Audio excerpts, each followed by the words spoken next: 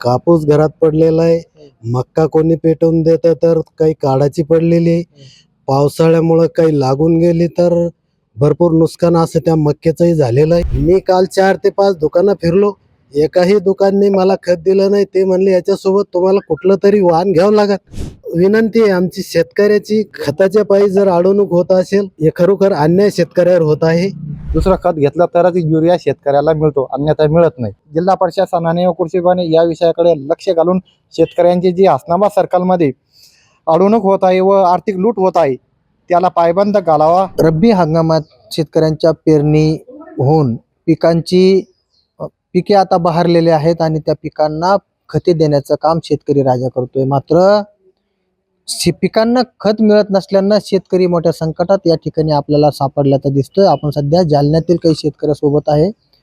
या शेतकऱ्यांना मका असेल यासह रब्बी पिकामध्ये रब्बीमध्ये जे पिकं पेरलं जातात त्या पिकांना खतांची टंचाई भासत आहे. आपल्यासोबत काही शेतकरी आहे, आपण शेतकऱ्यांकडून जाणून घेणार आहोत. काय सांगाल, पीक मका असेल, गहू असेल यासह काही जे पिकं आहेत रब्बीमध्ये, त्या रब्बीच्या पिकांना खतं मिळत नाही, काय सांगा? कापूस घरात पडलेला आहे, मक्का कोणी पेटवून देतं तर काही काढाची पडलेली आहे. पावसाळ्यामुळं काही लागून गेली तर भरपूर नुकसान असं त्या मक्याचंही झालेलं आहे. त्याच्यामुळं या खताचाही हा असा प्रश्न आहे. आता सध्या मक्काचं पीक लावलेलं आहे रब्बीचं, आणि रब्बीच्या पिकाला खत हे आवश्यक आहे. विऱ्या टाकला म्हणल्यानंतर ते बहरून जातं. आता सध्या तरी एकदम झाडं बासकटून गेले आणि पिवळे झालेले आहे. सध्या तर त्या खताची गरज आहे. दुकानदाराकडे जर गेलं तर दुकानदार म्हणतो की याच्यासोबत तुम्हाला काहीतरी घ्यावं लागेल, तसं मिळत नाही. मी काल 4 ते 5 दुकानं फिरलो. एकाही दुकानने मला खत दिलं नाही. ते म्हणले याच्यासोबत तुम्हाला कुठलं तरी वाहन घ्यावं लागेल. जर माझं अशी इच्छा आहे, शेतकऱ्यांनी जर एखादा माल विकायला न्याला, त्याच्याबरोबर एखाद्याला गहू घ्यायचे 50 किलो, तर शेतकऱ्याने म्हटलं मक्काचा कट्टा बी त्याच्याबरोबर घ्यावं लागेल त्याच भावामध्ये. तर हे शक्य होईल का, असा माझा प्रश्न आहे. बरं, युरिया जे खत आहे, युरिया घेण्यासाठी कृषी सेवाचे जे दुकानदार आहेत ते देत नाहीत. त्यासोबत कुठले वेगळे खत घ्यायला सांगतात, काय कोणते खत? ते म्हणते कुठलंही वाहन घ्या, जेणेकरून आमच्या जवळ जे उपलब्ध आहे ते घ्या, पण त्याच्यासोबत काहीतरी घ्या. नुसतं युरिया आम्ही तुम्हाला देऊ शकत नाही.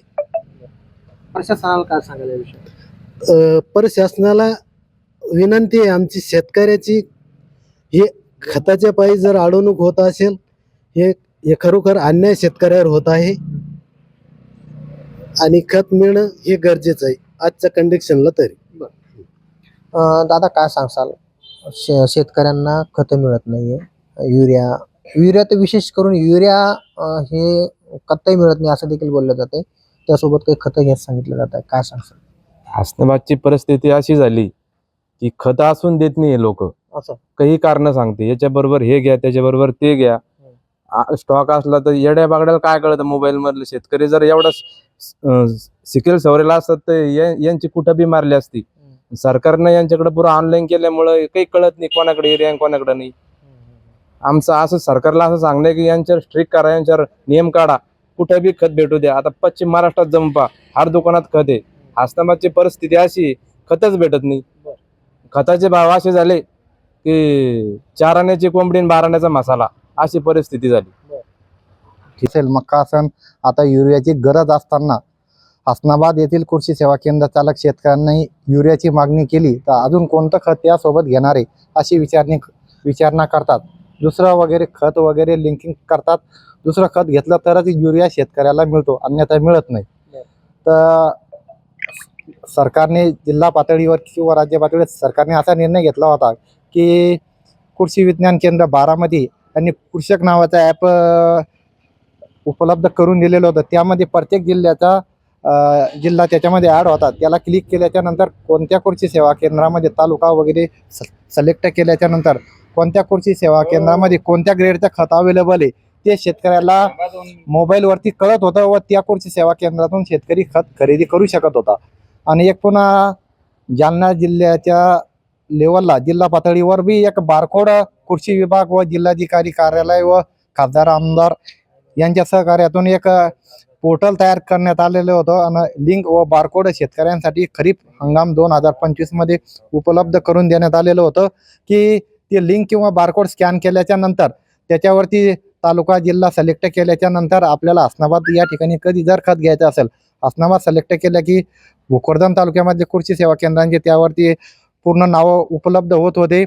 खताच्या ग्रेडनुसार युरिया असेल, 15-15 असेल, 10-26 असेल, कोणत्या कृषी सेवामध्ये किती नागामध्ये बॅगा उपलब्ध आहे हे शेतकऱ्याला शेतातून मोबाईलवरती चेक केलं जात होतं. आताच्या सध्याच्या घडीला आम्ही 4-5 दिवसापासून ते बारकोड स्कॅन करत आहोत. कृषक ॲप मध्ये चेक करत आहोत, त्याच्यामध्ये जालना जिल्हा दिसत नाही.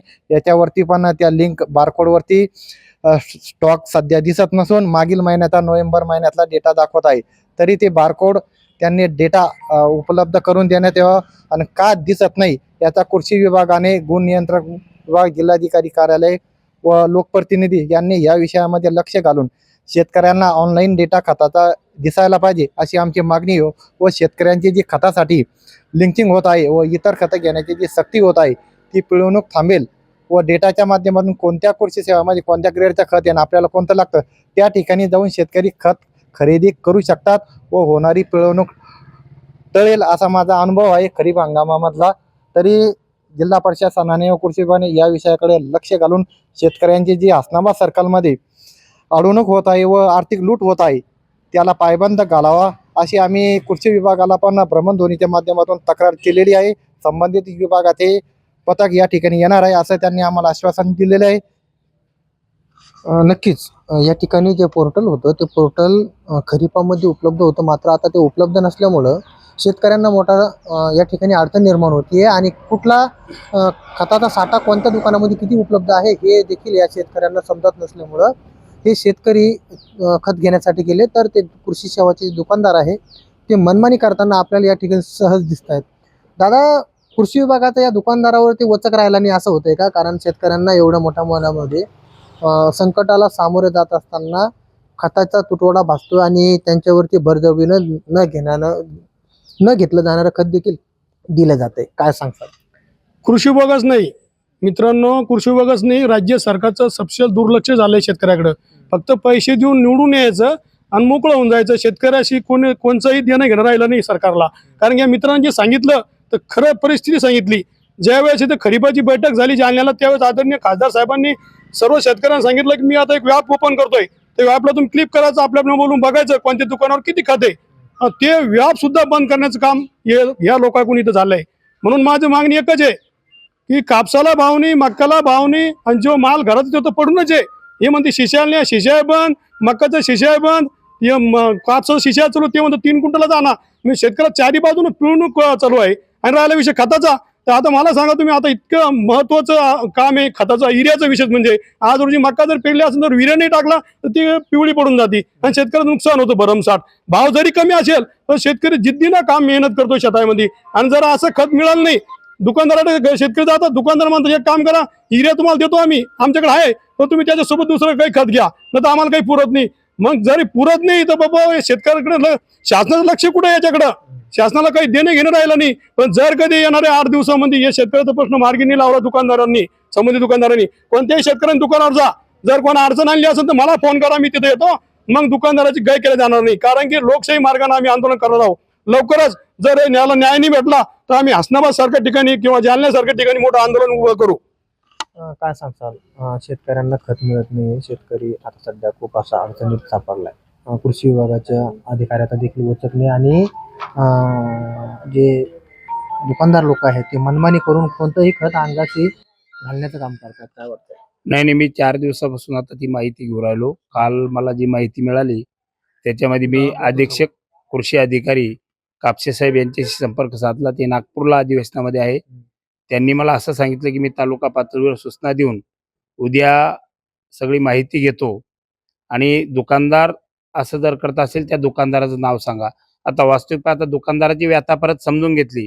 दुकानदाराचं म्हणणं आहे की युरिया खताची एक गाडी आली तर त्यात 4-5 टन आम्हाला इतर खतं टाकून दिल्या जातात. त्याच्यामध्ये खरं म्हणजे पोट्यास सारखा जे खत आहे ते खूप महाग आहे आणि शेतकरी ते थोडं वापरतात. ते खत त्याच्याबरोबर देण्याचा प्रयत्न करतायत. परत कधी एखादा शेतकरी निब्बर असेल तर त्याला जाड युरिया, पतला युरिया हे दुकानदार कंपनीकडे टोलाटोली करतात कंपनी, परंतु सगळ्यावर शासनाचं एक नियंत्रण असतं आणि त्याला एक जे जिल्ह्याला अधिकारी असतात ते बनसोड साहेब म्हणून आहेत, त्यांच्याशी मी आत्ता तुमच्या समोरच आपण तिथं बोललो, तर त्यांनीही सांगितलं की मी लगेच माहिती घेतो आणि काहीतरी आपण त्याच्यावर करू आणि हसनाबादसाठी स्पेशल जास्तीचा युरिया पाठवू. परंतु ही स्थिती हसनाबादलाच नाही, मी दाभाडीला बघितलं, राजूरला बघितलं, केदरखेडला बघितलं आणि भोकरदनलाही बघितलं. परिस्थिती हीच आहे, सगळीकडे हीच आहे. शासनाचं धोरण काय आहे कळत नाही. खरं म्हणजे या मित्रांनी सांगितल्याप्रमाणे किती शेतकरी मेल्यावर शासन वाट पाहतंय. राज्यामध्ये गेल्या 6 महिन्यामध्ये एकूण 781 शेतकऱ्यांनी आत्महत्या केली. त्याच्यापैकी विदर्भामध्ये 293 शेतकरी गेले, तर मराठवाड्यामध्ये 212 शेतकऱ्यांनी आत्महत्या केल्या. शेतकऱ्याचा एकोपाने याची संधी शासन पाहतंय. मतदानाला पैशाचा आमिष जाऊन मतदार बनतो, तो शेतकरी वेगळा बनत नाही. खऱ्या अर्थानं सगळ्या वर्गातला माणूस शेतकरी आहे, त्याचा एक संघ होत नाही आणि त्याचा परिणाम हे लोक संधी साधून घेत आहेत. आजची कंडिशन अशी आहे, खरं म्हणजे जे शेतात पिकं आहे रब्बी हंगामामध्ये, त्या पिकाला आता नत्राची खूप गरज आहे आणि नत्र म्हणजे युरियाची अत्यंत गरज आहे त्याचा. आणि त्याची गरज असताना जर अशी परिस्थिती उदाहरण सामान्य शेतकरी होरपळून जात असेल तर खत विक्रेते आणि जिल्हा प्रशासन यांनी त्याची काळजी घेतली पाहिजे. मी आता परत अमोल शिंदे साहेब आपले तालुका कृषी अधिकारी आहेत, त्यांच्याशी संपर्क साधला. ते म्हणले 2 तासामध्ये मी माणूस पाठवतो हसनाबादला. हे माणसं पाठवणं, या सगळ्या गोष्टी करणं, परंतु खरं म्हणजे आता हिवाळी अधिवेशन आहे आणि आज दिवसभरात कुठल्या तरी आमदाराला किंवा कोणाला तर संपर्क करून आम्ही नागपूरला सुद्धा संपर्क करून बघतो की यांच्या मनामध्ये काहीतरी आहे का, किंवा आता कृषी मंत्र्यांना याच्याकडे लक्ष देणं गरजेचं आहे. आणि युरियाचं जे शॉर्टेज आहे हे एक 8 दिवसात यांनी खऱ्या अर्थानं ते नाहीसं केलं पाहिजे. नसता आम्ही सर्व शेतकरी, इथं कुठला जात पंथ पक्ष नाही, तर शेतकरी म्हणून आम्ही रस्त्यावर उतरल्याशिवाय राहणार नाही. हे शेतकरी किती दिवस हे सहन करणार आहे. शेतीतला माल कुठलाही विकला नाही, कुठल्या मालाला भाव नाही आणि शेतात पिकं आता जोमदार आहे, पाणी उपलब्ध आहे आणि पाणी उपलब्ध असताना लाईट चांगली आहे, पाणी आहे, मग शेतात जर बिना खताचा पिकच येत नाही. आणि म्हणून माझी जिल्हा प्रशासनाला विनंती आहे की याची त्यांनी तात्काळ काळजी घेऊन एक 2-4 दिवसामध्ये हे काम मार्गी लागलं पाहिजे आणि सामान्यातल्या सामान्य शेतकऱ्याला खत उपलब्ध झालं पाहिजे. बरं मला सांगा, या ठिकाणी जे शेतकऱ्यांची जी अडवणूक होती, कृषी सेवाचे जे दुकानदार लोक आहे, लायसन दुकानदार, ते अडवणूक करतायत आणि त्यांच्यावरती अधिकाऱ्याचा किंवा ह्या अधिकाऱ्यावरती राजकीय स्थानिक लोकप्रतिनिधीचा वचक नाही का? त्यामुळे हे असं होतं का? ज्या शेतकऱ्याची अडचण झाली तो एकटाच त्या संकट भोगतोय, बाकीचे शेतकरी एकत्र येत नाही. याचा गैरफायदा कुठं या ठिकाणी अधिकारी घेतो असं वाटतं? खरं म्हणजे शेतकऱ्यांची एकी नाही, कुठतरी आम्ही सगळेच लोक सगळ्या पुढाऱ्यांना बांधलेलो आहे. काहीचे कामं सहजपणे होतात, त्याच्यामुळे ते हसतात आणि याच्यामुळेच खरं म्हणजे तुमचं मी अभिनंदन करेल की तुम्ही ग्राउंड लेवलला सामान्यातल्या सामान्य शेतकऱ्याला व्यासपीठ तयार करून आमचं म्हणणं कुठतरी समाजापर्यंत आणि अधिकाऱ्यापर्यंत जाईन याची तुम्ही काळजी घेतली. ह्या आमच्या नसलेल्या एकीचा अधिकारी फायदा घेतात, खत विक्रेते फायदा घेतात आणि इथले पुढारी स्थानिक फायदा घेतात. ही सत्य कहाणी आहे. बरं आता हे जे अधिकारी यांनी जे आश्वासन दिलं, काही जणांनी ब्रह्मनदोरीवर कॉन्टॅक्ट केला, यांनी या दुकानदाराकडे व्हिजिट देणार असं सांगितलं.